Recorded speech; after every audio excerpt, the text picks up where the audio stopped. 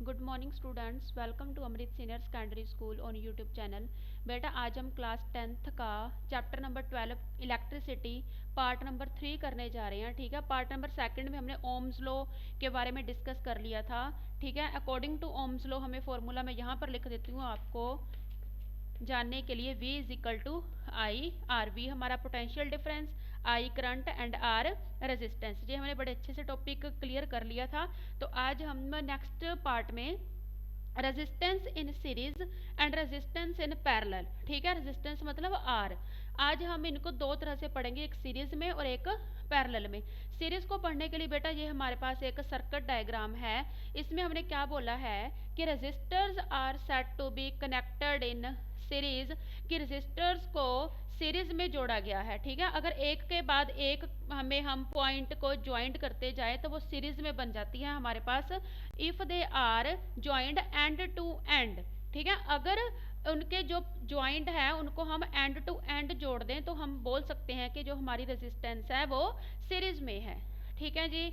तो इसको करने के लिए यहाँ पे देखिए हमने यहाँ पे करंट, बैटरी की हेल्प से करंट प्रोवाइड किया हुआ है। तो करंट अक्रॉस R1 को जा रहा है, R2 को जा रहा है, R3 को जा रहा है। तो करंट यहाँ पे तीनों के लिए सेम ही जा रहा है। ठीक है, करंट की वैल्यू तीनों रजिस्टर्स के लिए सेम ही रहेगी। और R1 के अक्रॉस हमारी जो पोटेंशियल डिफरेंस है वो V1 है, R2 के अक्रॉस पोटेंशियल डिफरेंस V2 है और R3 के अक्रॉस पोटेंशियल डिफरेंस कितना है, V3। तो आइए हम नेक्स्ट इसको कंप्लीट करते हैं। तो अकॉर्डिंग टू ओम्स लॉ, ठीक है, अकॉर्डिंग टू ओम्स लॉ हमारे पास क्या एक्सप्रेशन है बेटा, V is equal to I R. ये हमने पढ़ा था कि जितना ज़्यादा करंट होगा उतना ज़्यादा पोटेंशियल डिफरेंस होगा। अगर करंट कम होगा तो पोटेंशियल डिफरेंस भी कम होगा। और जो रेजिस्टेंस होती है वो करंट के क्या होती है, इन्वर्सली प्रोपोर्शनल। अगर करंट ज़्यादा होगा तो रेजिस्टेंस कम होगी, अगर करंट कम है तो रेजिस्टेंस ज़्यादा होगी। तो ये दोनों एक दूसरे के ऑपोजिट वेरी करते हैं। तो यहाँ पर क्या है बेटा, V हमारे पास कितने हैं, V1, V2, V3। तो हम इस V को in the terms of B1 में लिख लेते हैं, B2 की फॉर्म में लिख लेते हैं, B3 की फॉर्म में लिख लेते हैं। क्योंकि हमारे पास V single is equal to I R है तो हमें पता है यहाँ पर I की वैल्यू सेम है तीनों के लिए, तो हम यहाँ पे I की वैल्यू सेम ही रखेंगे। और हमारे पास R की वैल्यू सीरीज में कितनी है, R1, R2, R3। तो हम यहाँ पे B1 के अक्रॉस R1, V2 के अक्रॉस R2, V3 के अक्रॉस R3। ठीक है, उसके बाद देखिए इसको हम दे देते हैं equation number first, equation number second and equation number third.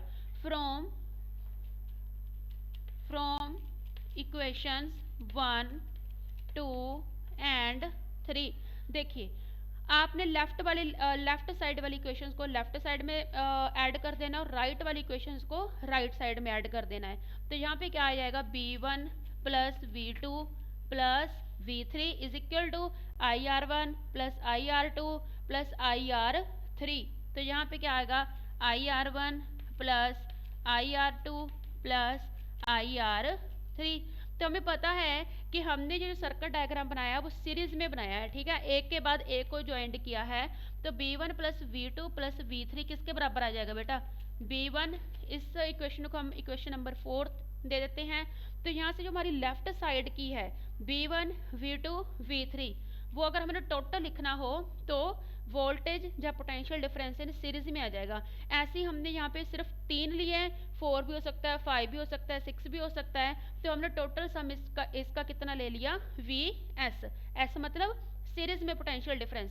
इसी तरह आपकी जो राइट साइड वाली इक्वेशन है, राइट साइड वाली क्या है, IR1, IR2 plus IR3।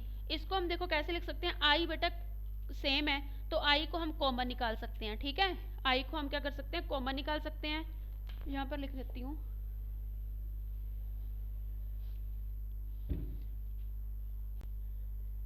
IR1 plus IR2 plus IR3, right side वाली इक्वेशन की बात कर रही हूँ मैं। तो I यहाँ पे कॉमन है क्योंकि I मैंने एक ही सप्लाई दी है तीनों के लिए, तो I यहाँ पे कॉमन आ जाएगा। ठीक है, R1, R2, R3 ब्रैकेट के अंदर R1 plus R2 plus R3। जैसे हमने बेटा B1, V2, V3 को VS लिखा है, इसी तरह I तो हमारे पास कॉमन है बट हम R1, R2, R3 को क्या लिख सकते हैं, RS। इसका मतलब क्या होगा, रेजिस्टेंस इन सीरीज। तो ये जो आपके पास ये वाली इक्वेशन है VS वाली और ये वाली इक्वेशन है RS वाली, ये आपने किस इक्वेशन में पुट कर देनी है, ये आपकी बेटा फोर्थ इक्वेशन है। ठीक है, यहाँ पर देखिए V1 V2 V3 की वैल्यू हमने क्या निकाली है, VS निकाली है। तो इक्वेशन 4 में VS आ गई इन इक्वेशन 4। ठीक है बेटा, उसके बाद जो आपकी राइट साइड वाली है, राइट साइड वाली की वैल्यू हमारे पास कितनी है, IRS। तो आपके पास ये फाइनल एक्सप्रेशन आ गया इन सीरीज के लिए, VS is equal to IRS। VS क्या है, potential difference in series, I क्या है, करंट है, एंड RS क्या है, resistance in series, resistance in series. तो ये था हमारे पास रेजिस्टेंस इन सीरीज के लिए। नेक्स्ट हम करते हैं रेजिस्टेंस इन पैरेलल के लिए।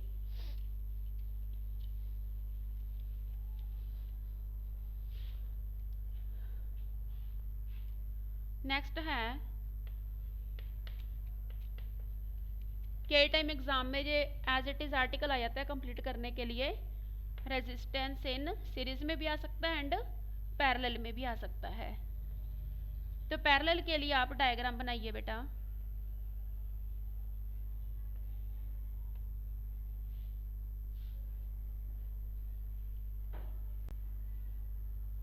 पैरेलल में बनाने के लिए यहाँ पे हम बैटरी की हेल्प से इसको सप्लाई भेजेंगे। ठीक है, I। तो इसके क्रॉस जो, इसको हम नाम दे देते हैं R1 R2 R3, जैसे कर लीजिए R1 R2 एंड R3।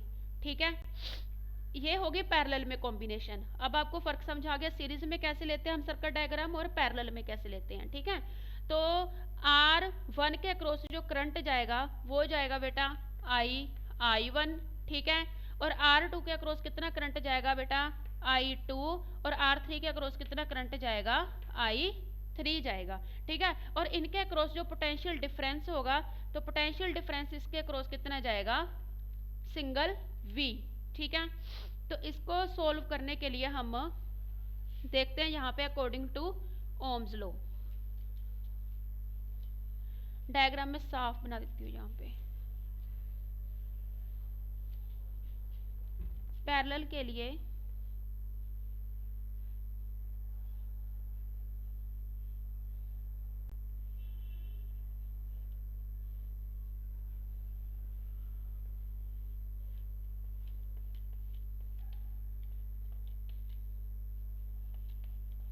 ठीक है, R1 R2 R3।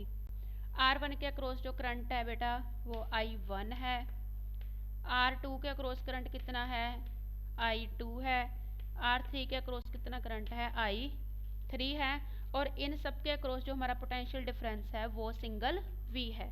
तो चलिए देखते हैं, सेम जैसा हमने रेजिस्टेंस इन सीरीज में किया था वैसे हम पैरेलल में अकॉर्डिंग टू ओम्स लॉ।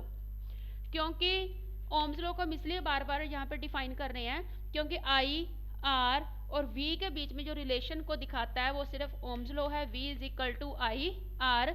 तो हम यहाँ से I की वैल्यू निकाल लेते हैं, I is equal to V by R, equation number first. ठीक है, I की वैल्यू हमने निकाली V बाय R। अब आप यहाँ पे देखिए कि I1 I को I2 की फॉर्म में और I को ही I3 की फॉर्म में हम लिख लेते हैं। I को I1 की फॉर्म में जब हम लिखेंगे तो लेफ्ट साइड वाला किस में बन जाएगा, V बाय R1, क्योंकि I1 के अक्रॉस R1 है। ठीक है, नेक्स्ट सेम हम I2 के लिए लिख लेते हैं। I2 के लिए कितना आ जाएगा, V bye R2। Same I3 के लिए कितना आ जाएगा, V बाय R3। ठीक है, V क्योंकि तीनों में कॉमन है, सिंगल है, इसलिए हमने V को कोई भी नाम नहीं दिया। V इनके अक्रॉस क्या है, सिंगल V है। तो V by R1, B by R2, B by R3, जैसा हमने सीरीज में किया था, लेफ्ट वाली इक्वेशंस को लेफ्ट साइड में ऐड कर लेंगे और राइट वाली इक्वेशंस को राइट साइड में ऐड कर लेंगे। तो चलिए हम यहाँ पे देखते हैं,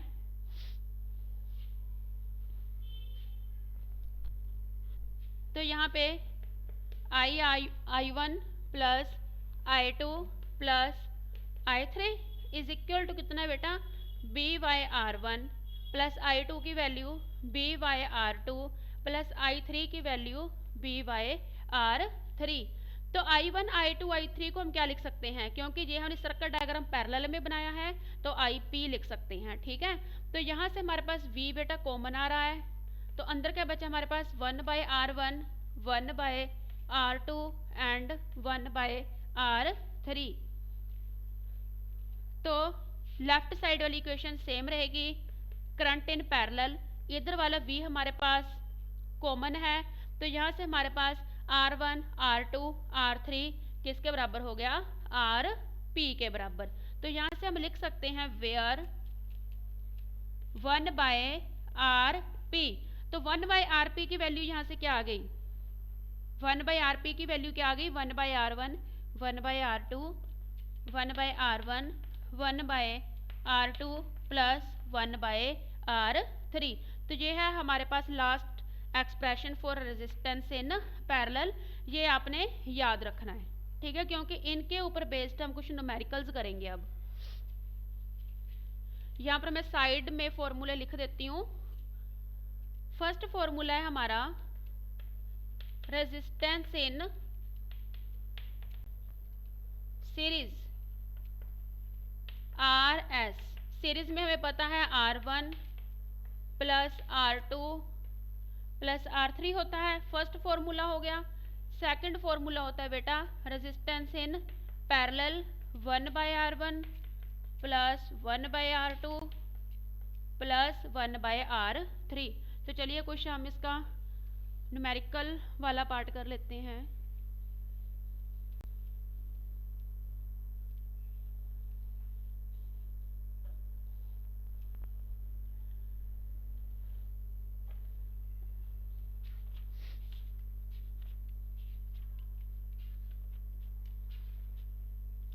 एक बात और कि अगर हमने हाईएस्ट रेजिस्टेंस कैलकुलेट करनी हो और लोएस्ट रेजिस्टेंस कैलकुलेट करनी हो, ठीक है, हाईएस्ट रेजिस्टेंस